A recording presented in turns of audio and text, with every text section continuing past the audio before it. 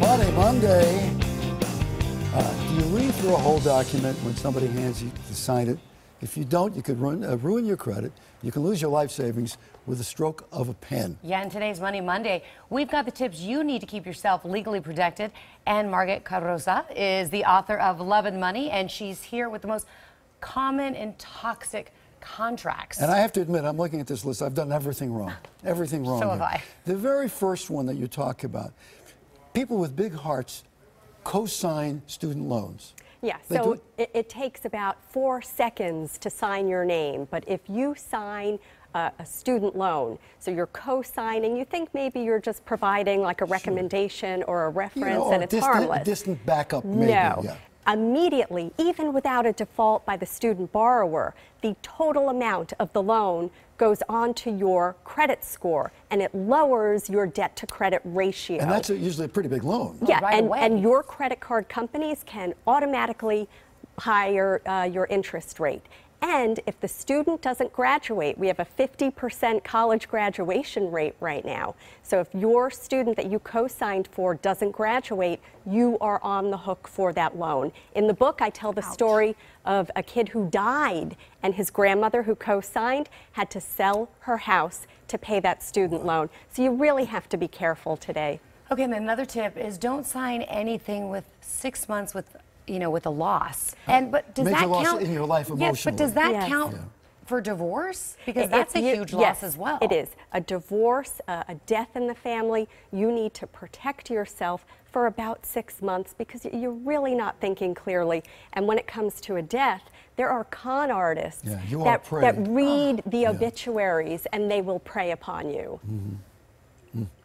Okay, there's also a trick we should watch out for with multi-page documents. Yeah, so you want to be careful. You want to look at this document. If it doesn't have page numbers written on it, just handwrite page numbers and initial it to prevent someone from slipping another page in. So and with a lot of blank spaces as well. A lot of blank spaces, you're going to write intentionally left blank, and you're going to put your initials there to prevent someone from adding something to it. I just wonder, most of us don't read. If it's 3 pages, you don't read 3 pages. I read it. People, and then they say to you, it's boilerplate.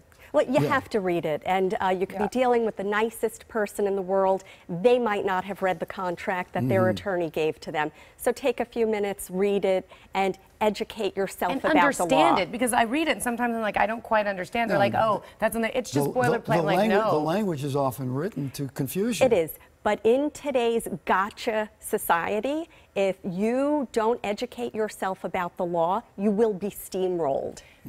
Okay, and then also, this was one that I was hearing now, one-sided prenups. And my whole point was like, aren't they all pretty much one-sided to whoever makes the money? Well, they shouldn't be. So the partner who has fewer assets really wants to work to make sure they're made secure in the event of a breakup. But you can't go too far the other way. When Donald Trump left his first wife, Ivana, do you remember, she famously said, don't get mad, get everything. Get everything. Yeah. But you can't do that either, because if it's too one-sided, a court can throw it out. Are there lawyers who specialize in prenups? Is that the way to go? I think we're looking at a broader term, asset protection. So in the book, and I tell my clients, if you want to save your money, go to the bank.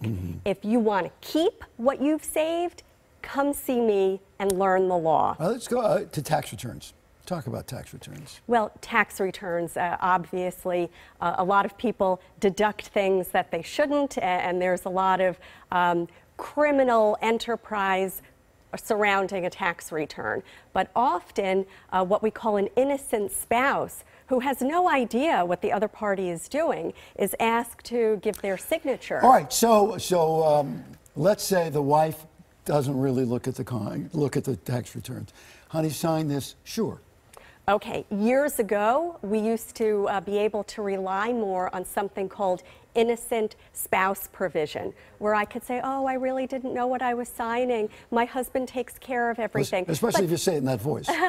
But today, courts expect both parties to be familiar with their financial lives. So look at Teresa Giudice. She claimed innocent spouse when her husband committed mortgage and tax fraud. but that did not keep her from prison because she signed the wrong thing. All right, for more on these tips, head to foxla.com/money. And Margaret, thank you. Your book is called Love and Money, and it is out.